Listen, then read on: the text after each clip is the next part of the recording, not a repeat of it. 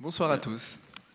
On parle beaucoup de Metaverse actuellement. Nous, ça fait un peu plus d'un an qu'on travaille sur le sujet, avant que ça soit aussi hype et que Facebook soit devenu Meta, etc.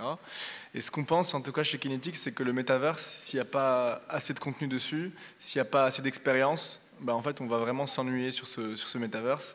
Et ce qu'on veut permettre, c'est de permettre à tous les créatifs d'avoir les outils pour pouvoir raconter leurs histoires avec leurs avatars, de pouvoir s'exprimer et interagir dans ces univers virtuels qui sont en train de se développer de plus en plus. On est une équipe qui combinons trois compétences complètement différentes. Moi, je viens du milieu du fonds d'investissement où je travaille avec les startups avant. Henri, mon associé, lui, vient du milieu de la recherche où il travaillait en deep learning appliqué au monde de la 3D. Il travaille notamment chez Dynamicsys, qui est une entreprise qui fait de l'animation faciale.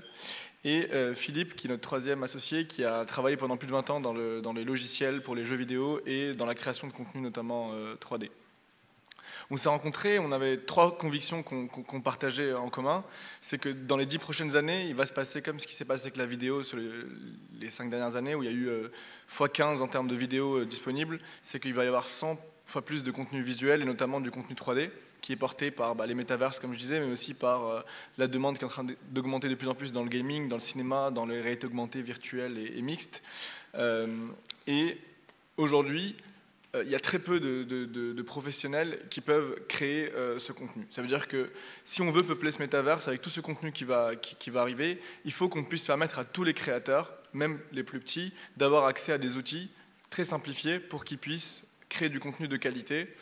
Quand on pense par exemple aujourd'hui à des plateformes de gaming comme Roblox, qui sont réservées à des gens qui ont 90% des gens sur Roblox ont moins de 20 ans, et qui créent des jeux. Il y a eu plus de 40 millions de jeux qui ont été créés, et ces jeunes créateurs n'ont pas les outils aujourd'hui pour créer du contenu de qualité et pour pouvoir faire notamment de l'animation. Et notre conviction, c'est que si on donne l'outil à ces personnes-là, si on leur facilite la vie, on va pouvoir avoir du contenu créé de manière beaucoup plus large. Aujourd'hui, si on s'intéresse à la production de l'animation, les outils d'édition sont extrêmement techniques et réservés à des professionnels. Maya, déjà Blender est accessible à plusieurs millions de personnes, Maya encore moins. C'est des logiciels qui nécessitent plusieurs années de formation pour bien les maîtriser, pour pouvoir faire du contenu. Et la motion capture reste accessible uniquement pour des professionnels parce que ça coûte cher, qu'il faut des capteurs, qu'il faut du matériel. Et en plus, tous ces logiciels ne sont pas en cloud aujourd'hui, il faut les télécharger, c'est assez lourd. Nous, ce qu'on propose chez Kinetics, notre solution, c'est de proposer une plateforme web accessible directement sur le navigateur qui permet de transformer des vidéos, donc sans capteur, soit des vidéos déjà existantes, soit des vidéos filmées avec son téléphone portable, en animation 3D. Ça veut dire que notre algorithme va comprendre ce qui se passe à l'écran et va extraire à partir de vidéos des modèles 3D animés. Et on va aussi construire autour de cet algorithme plein d'outils qui vont permettre de transférer et de faire du retargeting automatisé directement sur des personnages qui sont aussi présents dans nos librairies. Et tout cela sans avoir besoin de technicité ni de compétences techniques pour pouvoir animer. Aujourd'hui, les bénéfices, c'est que ça peut permettre à des gens qui n'ont pas accès à ces compétences techniques de pouvoir faire l'animation, mais aussi on est en train de développer plein d'outils d'édition qui vont permettre de composer, de raconter des histoires directement sur notre plateforme. Je vais vous faire une démo, ça va parler plus que ce que je suis en train de raconter. Je vais vous montrer la version qui est déjà aujourd'hui accessible du produit, et aujourd'hui en fait on est en train de faire un release, je vais vous montrer la nouvelle version qui va sortir aujourd'hui. Donc on se log, on met sa vidéo, par exemple là c'est une vidéo de tennisman, on choisit la séquence qu'on veut, on lance et l'algorithme quelques secondes après va computer, donc c'est envoyé sur nos serveurs, l'algorithme passe dessus et on va renvoyer du coup directement sur le navigateur une preview du modèle 3D animé qui correspond au mouvement du personnage. Il y a encore pas mal de défauts, on est encore en train d'améliorer la technologie, mais on arrive déjà à capter le mouvement global et pouvoir le retransférer sur une librairie de personnages. Donc ça, c'est la version qu'il y a aujourd'hui. Et on fait un release aujourd'hui avec de nouveaux outils d'editing qui permettent, une fois qu'on a extrait l'animation, par exemple là, c'est une autre animation, une personne de notre équipe, on va pouvoir venir éditer. Ça veut dire, on va couper, par exemple, si on veut, un bout de cette animation qu'on a extrait avec l'IA et qu'on va pouvoir compositer avec des animations qu'on a créées avec une librairie en interne. Donc on va avoir des librairies d'animation sur des mouvements, par exemple là c'est un kick, et on va pouvoir le mixer de manière en drag and drop avec d'autres animations, donc de la librairie plus ceux qui sont créés par l'IA. On va pouvoir le mettre sur un personnage, soit on peut importer son personnage rigué, soit on choisit un personnage de la librairie, et on est en train d'agrandir de plus en plus la librairie avec des partenariats. On peut même mettre des objets autour pour visualiser ou pouvoir un peu se projeter dans la scène.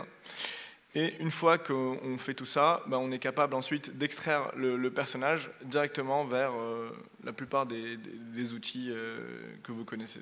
Donc Unity, Unreal, Maya, etc.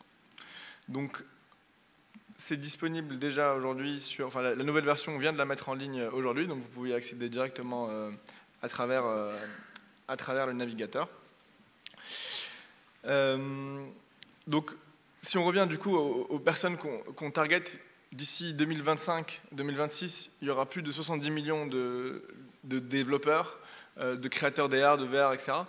Quand on regarde une statistique aujourd'hui, 50% des personnes qui créent du contenu de réalité augmentée et réalité virtuelle ont moins d'un an d'expérience. Ce qui montre que cette population, elle est encore très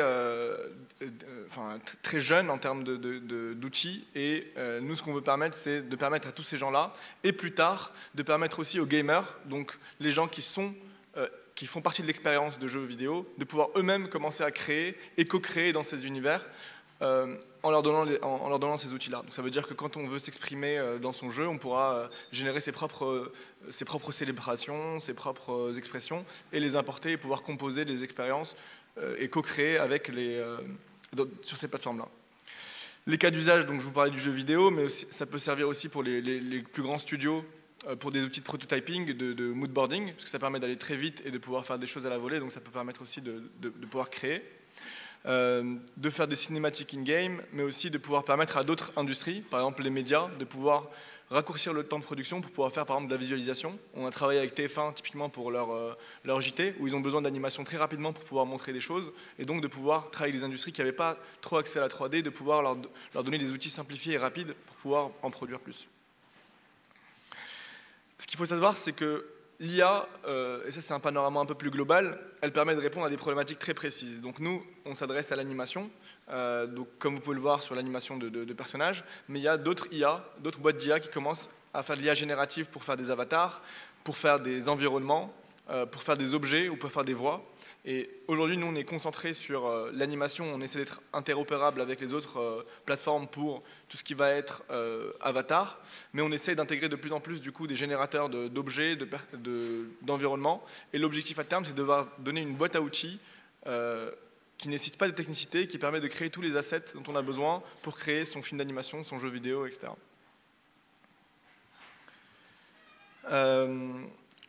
Et ensuite de les exporter vers toutes les plateformes Metaverse, donc Unity, Unreal, mais aussi le Lens de Snapchat, Spark de Meta, Minecraft ou Sandbox ou toutes ces plateformes-là. Notre modèle économique aujourd'hui, c'est un modèle où en fait on vient de le changer, donc ça veut dire qu'aujourd'hui on peut faire ce qu'on veut sur la plateforme et c'est au moment de l'export qu'on va venir payer un abonnement. Soit c'est gratuit avec 30 secondes d'animation pour les amateurs, soit c'est payant en fonction du nombre de minutes qu'on veut.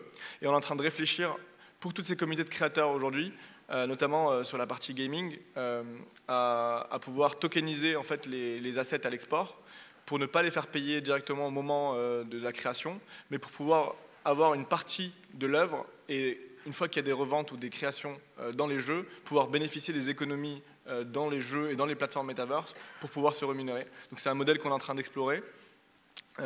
Aujourd'hui, notre communauté de users, on a un peu plus de 4500 users, ça a encore augmenté depuis la semaine dernière, qui sont principalement des créateurs dans plein d'industries, donc VFX, cinéma, gaming, un peu partout dans le monde. Et notre roadmap pour les prochaines étapes, c'est de continuer à augmenter la qualité de l'IA, notamment pour mieux fixer les pieds au sol, pour pouvoir avoir une plus grosse robustesse et fiabilité par rapport à la vidéo d'entrée, de continuer notamment à faire le prolongement du corps, donc on va pouvoir bientôt aussi gérer le mouvement des doigts et des mains, donc c'est un projet qu'on a dans le pipe qui va sortir bientôt. L'animation faciale aussi, ça arrive dans les prochains mois. Et comme je disais, il va y avoir toute la partie marketplace et tokenisation pour que les créateurs puissent revendre à d'autres créateurs, etc., sur la plateforme directement et être compatibles avec les autres plateformes. Et plus tard, aller vers du temps réel et des filtres d'IA. On parlait du style transfert, on y pense aussi. Du coup, comment on peut créer des styles et pouvoir vieillir un mouvement, le rajeunir, et d'offrir des outils comme ça pour les créatifs, pour qu'ils puissent appliquer des filtres sur leur animation. Donc passer de je copie le réel et je le rends accessible à tout le monde à je donne des outils qui poussent encore plus loin la créativité pour que tout le monde puisse créer. Voilà, je suis...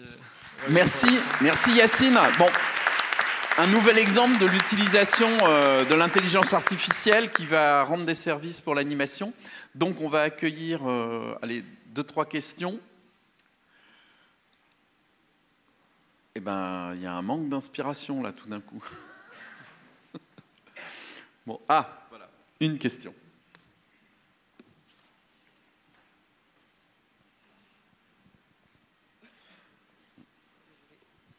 Bonjour, Johanna, animatrice. Une petite question, est-ce qu'on peut retoucher l'anime après? Est-ce qu'on a accès à des courbes et tout ça? Ou est-ce que c'est clos? Ouais, on peut retoucher, on peut donc du coup retélécharger sur Maya ou Blender et on peut totalement rentrer dans les courbes et modifier. Ça va ressembler à des outputs de motion capture. Ok, merci. Et aujourd'hui, ce service, si jamais j'envoie ma vidéo et je reçois le personnage, on va dire le modèle, enfin pas obligatoirement le modèle, mais on va dire la silhouette animée, combien de temps après? En fonction de la longueur de la vidéo et de la qualité, etc., ça peut prendre de quelques secondes à quelques minutes.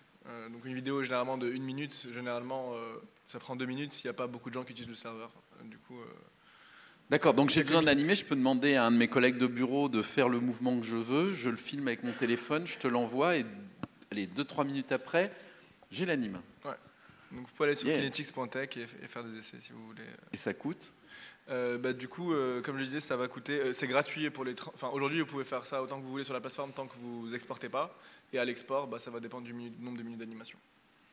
Bon, allez, 1 minute, ça coûte. 1 minute, ça va coûter à peu près 15 euros. 15 euros. Oui, donc c'est quand même abordable. C'est accessible. Ouais, c'est accessible. Bien, alors, pas d'autres questions? Une fois, 2 fois, hop. Et... Pardon. Et il a la lumière en plein dans le visage, c'est pour ça qu'il ne voit plus rien. Est-ce que c'est gratuit pour les écoles? Alors, c'est une question de Franck Petitat de l'école Georges Méliès. On est en train d'essayer de faire des partenariats avec des écoles, donc oui, c'est envisageable. Donc s'il y a des écoles, n'hésitez pas à entrer en contact avec moi. Très bien. Et la Bonjour. dernière. Oula, c'est fort. Bonjour. Manon de Ellipse Animation. Là, dans l'animation, ça prend l'animation que du personnage, pas des props associés. Ouais, vraiment, on est que sur du bipède. Du coup, on ne fait pas les animaux. C'est que les humanoïdes. Pour le poulpe, il faudra attendre. Ouais, il faut attendre longtemps.